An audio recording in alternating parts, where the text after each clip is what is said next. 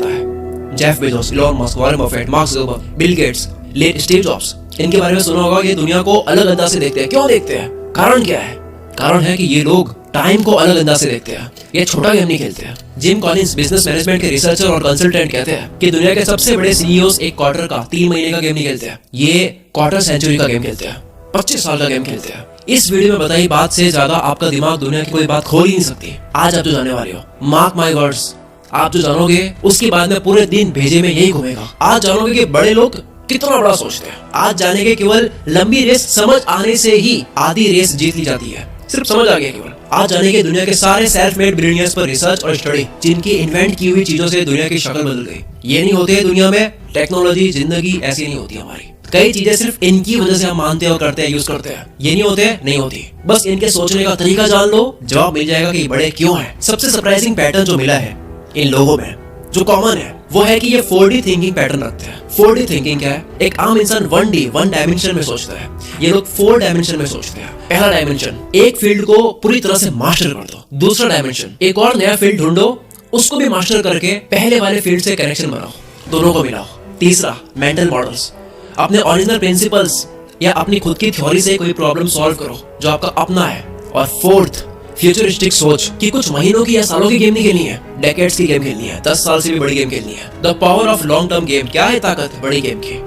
जहां एक नॉर्मल इंसान, एक नॉर्मल पब्लिक कंपनी आने वाले कुछ हफ्ते, महीने या सालों की प्लानिंग करती है, कमाती है, वही ये जो विजनरी लोग होते हैं कि 50 साल, 100 साल का गेम खेलते हैं, 100 साल की सोच रखते हैं क्या होगा उसके बाद में, और उसकी प्रॉपर प्लानिंग करते हैं और काम करते हैं। उस प्लानिंग पर पूरे कॉन्फिडेंस के साथ में बिना डरे पैसा डालते हैं, इतना डालते हैं कि उसकी कोई हद नहीं है, जिसका इमीडिएटली अभी कोई फायदा नहीं होगा, नुकसान हो रहा है, लेकिन बाद में होगा, जिसमें भले बहुत फेलियर्स है। शुरू में मुझे भी पागलपन लगा, पर फिर मुझे गहराई समझ आई कि लॉन्ग टर्म प्लानिंग और फ्यूचरिस्टिक सोच ही एक फंडामेंटल रूल है इस पूरी यूनिवर्स का, और सबसे पावरफुल बिजनेस स्ट्रेटजी है। जेफ बेजोस ने इंटरव्यू में बताया कि मैं लंबे टाइम फ्रेम में बिलीव करता हूँ। मैं हर गुजरे साल बहुत स्ट्रांगली फील करता हूँ कि आने वाले 100 सालों में हमारी स्पेस कंपनी ब्लू ओरिजिन सबसे इंपॉर्टेंट प्रोजेक्ट साबित होगा। बहुत से लोगों ने ब्लू ओरिजिन नाम ही नहीं सुना होगा। क्या है? हमें तो अमेज़न पता है, जो आज दुनिया की सबसे बड़ी कंपनी में से एक है, और इसका ओनर आज ये कह रहा है कि इससे बड़ी कंपनी होगी ब्लू ओरिजिन, जिसका नाम तक नहीं सुना कई लोगों ने। क्यों होगी उसका कारण सुनो। जेफ बेजोस ने कहा कि कोई भी एंटरप्रेन्योर ये नहीं चाहता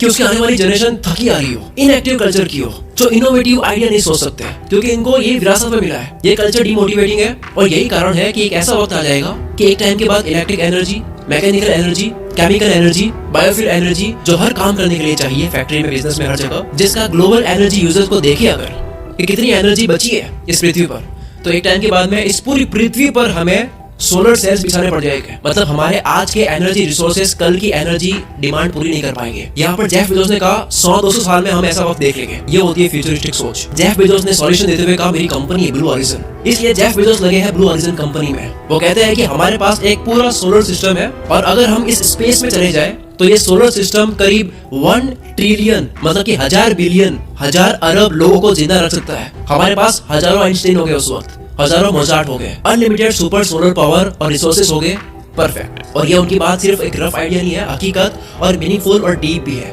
काम कर रहे हैं इसके ऊपर, बात नहीं कर रहे। जेफ बेजोस डे 1 फिलोसॉफी में बिलीव करते हैं कि 27 साल पुरानी कंपनी है अमेज़न, उसको भी ये मानते हैं कि ये आज इसका पहला दिन है, जिसका हर एम्प्लॉय भी काम इस तरह से करता है कि इस कंपनी का आज पहला दिन है। बेजोस को आज भी बोल्ड एक्सपेरिमेंट्स, मतलब बाद में क्या होगा पैसा डालने के बाद में कोई पता नहीं, उसमें बिलियन डॉलर खर्च करने से डरते नहीं है। जेफ बेजोस का डेली फोकस आने वाले 3-4 सालों पे होता है, जबकि नॉर्मल कंपनी हमेशा अपने लॉसेस को बचाने में रहती है, कॉस्ट कटिंग पे रहती है, और क्वार्टरली टारगेट को अचीव करने में लगी रहती है। वही बेजोस की कंपनी में जब इनको कांग्रेचुलेट किया जाता है क्वार्टरली गोल्स के सक्सेसफुल होने पर, तो वो कहते हैं कि इसकी तैयारी मैंने 3 साल पहले करी थी। मतलब ये कहते हैं कि अब मैं जो कर रहा हूँ वो 2025 के लिए कर रहा हूँ। ये कहते हैं कि अब मेरी नजर है 2025 के क्वार्टरली गोल्स पर। 2025 में जिस वजह से आप मुझे कांग्रेचुलेट करोगे, उसकी मेहनत मैं अब कर रहा हूँ। बेजोस ने 42 मिलियन इन्वेस्ट करे हैं first full scale mechanical clock पर, जो 10,000 ईयर्स के स्केल पर चलेगी।